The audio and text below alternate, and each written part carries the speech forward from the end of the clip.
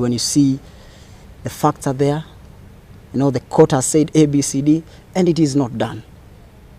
It's so sad when a small man outside there in Huruma or Mathare or Kibera does a thing. He's chased with like 10 cars behind, taken to court like a most wanted criminal. And when a big man does that, it's a normal thing. Mohan, when you started off, your attachment was at KBC, right? Yes, yes. You were earning 3,000 shilling. Man, it was crazy, yeah. It's crazy. 3K. Getting attachment at KBC was like you're getting a passport to go to Europe. No. It was so difficult.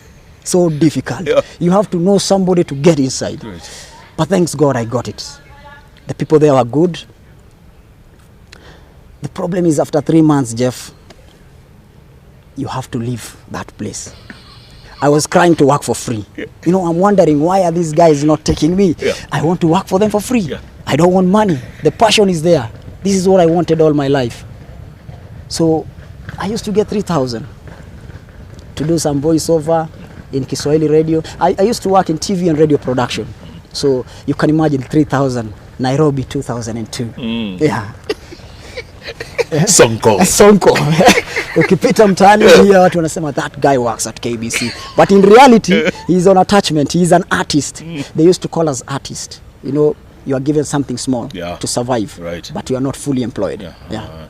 Did you know, Moha? Did you have it in you to do the stories you do today? Did you tell yourself one day, I want to be doing investigative stories. I want to dig deep and expose rot and corruption and stuff. Did you know then?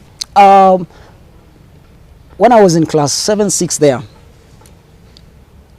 it was like a dream, but I wanted to be a police officer or a soldier, but a good one, a good cop. I wanted to be, the dramas that you see in the movies, the detectives. I wanted to play part in helping my people do a proper investigation. At the same time, I wanted to be a journalist. I was so noisy in class. Every time, who is making noise? It's Moha. Every time napigwa kiboko sana. It's me who is making noise all the time. Yeah. But it was something in me that was burning and I didn't know. When I was done with my O-level, I thought I should try the force. I tried, but unfortunately I didn't have the 20,000 bribe they wanted. I tried the military. Unfortunately, I didn't have the money they wanted. I tried the GSU. I didn't have the money they wanted. It's so sad that Kenyans want to serve this country. Kenyans want to hold that crown, that gun to protect this country. But he can only do that by bribing. So I didn't get a chance. And I say to myself, maybe God doesn't want me to be a cop. Let me try being a journalist. Yeah. And that's how it started. Started getting attachment at KBC. I started freelancing with the Weekly Citizen, a newspaper which is on the streets, Weekly Citizen. Yes. Started freelancing with the Standard newspaper. I get 1,200 bob per story or 600, and I feel, wow. I take a picture if it appears on the newspaper, and I'm like, wow, this is it. I'll keep it in my room, very safe, to prove that I'm a journalist. But step by step, things started changing. When I was employed by KTN, that was in 4th of June 2007, as a rookie reporter, I was embedded with the likes of John Alan Namu and Pete Hamos on an assignment in Mathare, the Kosovo thing, when they were flashing out Mungiki. Yes. And this is where I think my life changed. The police were killing in the name of Mungiki. All the journalists came together. I don't know whether they were brainwashed. Innocent people, women were crying, children. They were starving the whole day. No food. Imagine a 3-year-old boy crying. But the police doesn't have a mercy and let the woman go with her child. Say, bibi ya Mungiki ni Mungiki. It was so painful. I was observing everything. And there was a time that, guys were going inside, coming out with sacks. These are gunias. They put the dead body, wrap the dead body with, and they're coming out. And I was asking myself, what is happening at the other end? I tiptoed pole pole to that place.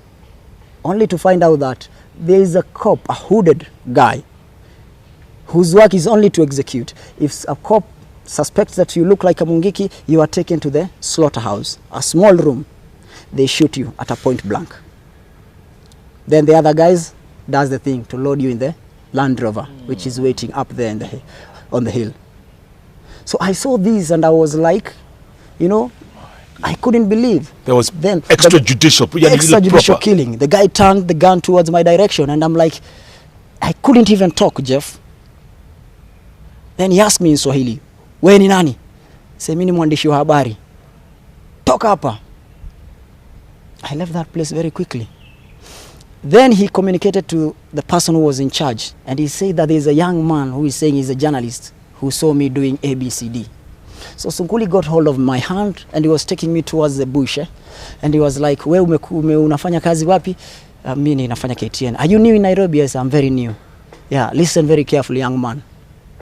Mungiki is a menace in the society. They have been torturing, killing people. I want you to support the Kenya police on this mission." And I just said, "Yes, I'll do that. I'll support the Kenya police fully." Wow. That day I went back to the newsroom, sat down, and my boss was asking me, "Kizito, umeona vile kazi inafanywa?" And I'm like, "Yeah, nimeona." I was very quiet. Then I'm like, 7 p.m. news, and 9, I'm like tuning into all the stations, seeing what they are going to tell us. They are singing the same song. 11 suspected Mungiki criminals have been killed in Mathare, Kosovo. And it was executions. It was execution. Moha, hold that thought, man. That's a chilling thought. I know it's a chilly day, but it's a chilling thought for all that. And also, how do you survive all this? Because you've seen the death, you've seen the killings, you've seen dead bodies everywhere.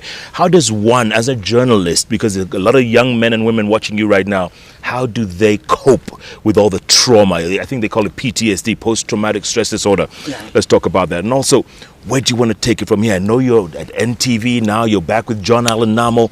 What are you working on? What's the next big story? Is it Saitoti? Wow, what a bright young spark, folks. Moha, Muhammad Ali, Jicho Pevu, call him what you want. This is the interview that everyone on social media has been asking for. And yes, we have him on the bench. He's barely 30 years old, but he has seen a lifetime, yes, a lifetime of images. And he continues his work, folks. This is what we mean when we talk about the future of Kenya. Right here, Moha, fearless, no doubt. Dead man walking, he says. Oof! The bench, folks, is chilly, but it's about to blow up. Somebody call G4S. Do not call the Kenya police, Moha says, because we are back in a moment.